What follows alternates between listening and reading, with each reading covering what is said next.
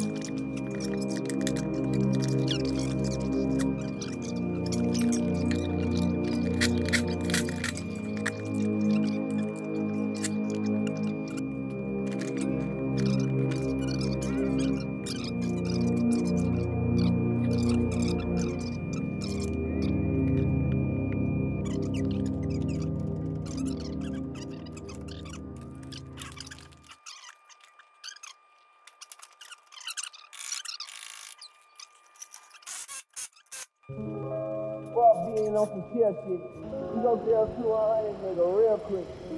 They be on that rap to pay the bills shit, and I don't feel it shit, not even a little bit.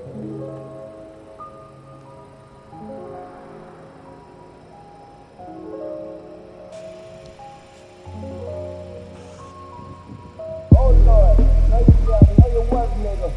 My ass is getting louder than my words, nigga. I can go out and feel so down the earth. Alright, boys and girls, APR coilovers are on and it is all wrapped up, sitting nice and functional. Not quite as low as our rendering and stuff that I did, but it's functional, and that's important as of now because we are getting a lot of performance parts for this car this week, so we have a lot more installs to come, and we will see y'all in the next video.